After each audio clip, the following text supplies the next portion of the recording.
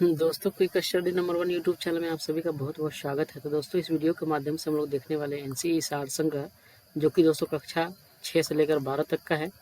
One liner question है सभी। विशेष आकर्षक यह है कि इसमें अध्यायवार रिवीजन नोट्स दिया हुआ है, जो कि आपके सभी प्रतियोगिता परीक्षाओं में समान रूप से उपयोगी है। तो दोस्तों, इस क्रम में जो है हम लोग भारतीय राज्य व्यवस्था पढ़ रहे हैं, और इससे पहले हम लोग जो है इसमें ऑलरेडी 17 वीडियो कंप्लीट कर चुके हैं। तो आज हम लोग इसमें पढ़ने वाले हैं आपात उपबंध के बारे में, और 34 पेज तक ऑलरेडी हम लोग ने 17 वीडियो के माध्यम से कंप्लीट कर चुका है। तो चलिए, आप लोग अगर नहीं देखे हैं तो एनसीईआरटी सार संग्रह नाम से जो है, इंडियन पॉलिटी नाम से इसका प्लेलिस्ट बना हुआ है हमारे चैनल में, वहाँ जाकर आप लोग देख लें। ठीक है। तो साथ में अगर दोस्तों आप लोग को वीडियो अच्छा लगे तो आप लोग लाइक ज़रूर करें। दोस्तों, इसमें जो भी कंटेंट है सभी महत्वपूर्ण है, जो कि आपके एग्जाम के पॉइंट ऑफ व्यू से काफ़ी महत्वपूर्ण है। तो वीडियो को लास्ट तक बने रहिएगा, सभी क्वेश्चन महत्वपूर्ण है।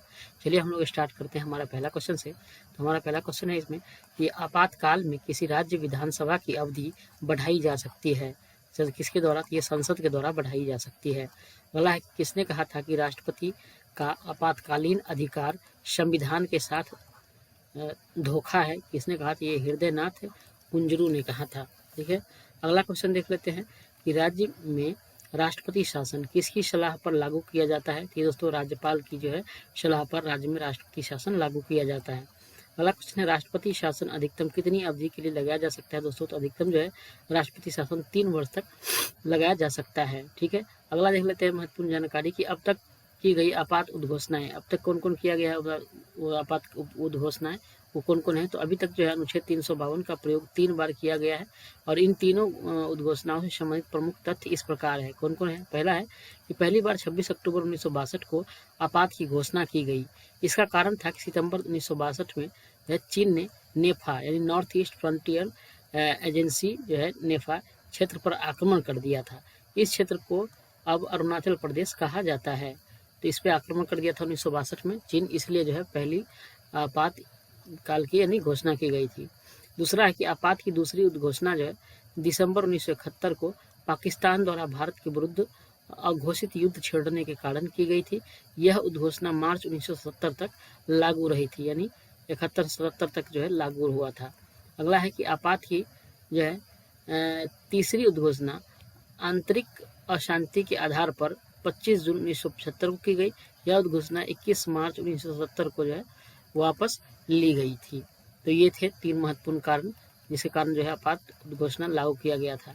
अगला है कि भारतीय संविधान के अनुच्छेद 352 के अनुसार जो है राष्ट्रीय आपात की उद्घोषणा युद्ध, बाह्य आक्रमण अथवा सशस्त्र विद्रोह के आधार पर ली जा सकती है। अगला है, भारतीय संविधान के किस अनुच्छेद के अंतर्गत भारत सरकार का दायित्व है कि वह बाह्य आक्रमण एवं आंतरिक अशांति से राज्यों की रक्षा करे? ये अनुच्छेद 355 के तहत है।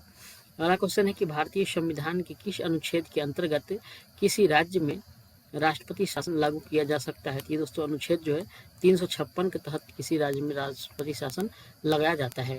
अगला है कि भारत में वित्तीय आपातकाल की घोषणा अभी तक एक बार भी नहीं की गई है। तो ये फाइनेंशियल जो इमरजेंसी है भारत में अभी तक एक बार भी नहीं लागू हुआ है। अगला क्वेश्चन देख लेते हैं कि राष्ट्रपति मूल अधिकार अनुच्छेद 20 एवं 21 के अतिरिक्त जो है कि कार्यान्वयन को किस अनुच्छेद के अंतर्गत स्थगित कर सकता है? तो ये अनुच्छेद 359 के तहत जो है स्थगित कर सकता है। अगला क्वेश्चन है कि संसद द्वारा आपातकाल की घोषणा का अनुमोदन कितनी अवधि के अंतराल पर होना आवश्यक है? तो ये 1 माह की अवधि पर जो है होना आवश्यक होता है। अगला है, भारतीय संविधान के अनुच्छेद 356 के अंतर्गत राष्ट्रपति शासन सर्वप्रथम किस राज्य में जो है लागू किया गया था? तो सबसे पहले जो है राष्ट्रपति शासन दोस्तों 356 का प्रयोग पंजाब में किया गया था।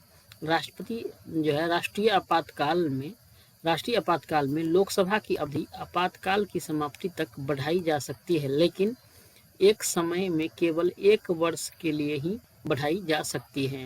यानी किसी आपात स्थिति में जो है लोकसभा की अवधि बढ़ी जा सकती है, लेकिन एक बार में सिर्फ 1 ही वर्ष के लिए बढ़ाया जा सकता है।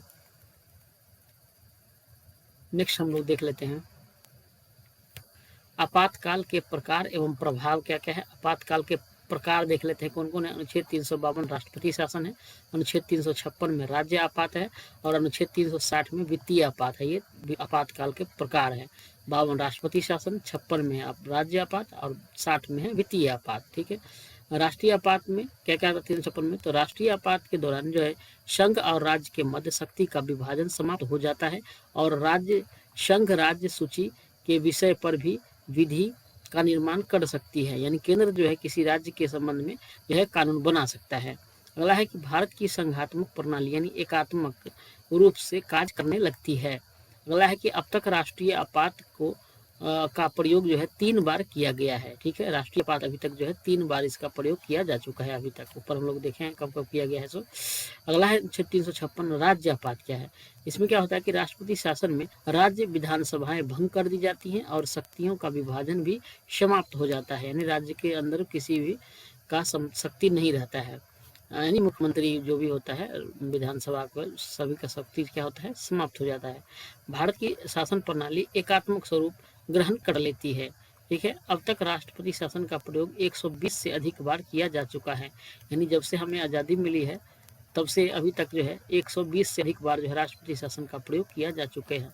ठीक है, अगला है वित्तीय आपात 360 अनुच्छेद। वित्तीय आपात में संघ और राज्य के मध्य करों का जो है विभाजन स्थापित कर दिया जाता है। ठीक है, जो होता है कर यानी जीएसटी जिसको हम लोग अभी कहते हैं, उसका विभाजन कर दिया जाता है। अगला है कि संघ एवं राज्य के अधीन कार्यरत सभी से व्यक्तियों के वेतन एवं भत्तों में कटौती की जा सकती है। इसके अंतर्गत जो है उच्चतम एवं उच्च न्यायालय के न्यायाधीश भी शामिल हैं। ठीक है, अगला है कि वित्तीय आपात का प्रयोग अब तक एक बार भी नहीं किया गया है। तो ये वित्तीय आपात जो 360 अभी तक भारत में एक बार भी नहीं लागू किया गया है। 356 जो है राज्य आपात अभी तक 120 से अधिक बार लगाया गया है और जो है राष्ट्रीय आपात अभी तक 3 बार लगाया जा चुका है। अगला देख लेते हैं कि मूल संविधान में आपात की उद्घोषणा में सशस्त्र विद्रोह के स्थान पर आंतरिक अशांति का उल्लेख था। मूल संविधान में आपात की उद्घोषणा में सशस्त्र विद्रोह के स्थान पर क्या था? आंतरिक अशांति का जो उल्लेख था इसमें। ठीक है, तो दोस्तों आज के लिए हमारा इतना ही। तो नेक्स्ट वीडियो में हम लोग जो है वित्त आयोग के बारे में अध्ययन करेंगे। ये भी आपके टॉपिक जो है आने वाले एग्जाम जो भी है उसके पॉइंट ऑफ व्यू से बेहद महत्वपूर्ण है, तो आप लोग जो है ज़रूर बने रहे। तो हम लोग नेक्स्ट वीडियो में जो है इसको देखेंगे वित्त आयोग के बारे में। ठीक है, तो आप लोग जो है अगर टेलीग्राम ज्वाइन करना चाहते हैं पीडीएफ के लिए तो ज़रूर ज्वाइन कर लिए टेलीग्राम। साथ में दोस्तों अगर आप लोग डेली करंट अफेयर का क्लास एकदम फास्ट टाइम में अगर कम से कम टाइम में जो है करंट अफेयर का डेली तैयारी करना चाहते हैं तो हमारे साथ ज़रूर जुड़े। उसका जो है प्लेलिस्ट डेली करंट अफेयर नाम से बना हुआ है हमारे चैनल में, तो वहाँ जाके आप पिछला सभी करंट अफेयर मंथली भी है, वीकली भी है और डेली का भी है, तो आप लोग को जहाँ समझ में आए वहाँ ज़रूर उसको पूरा देखें। ठीक है, आज के लिए इतना ही, धन्यवाद।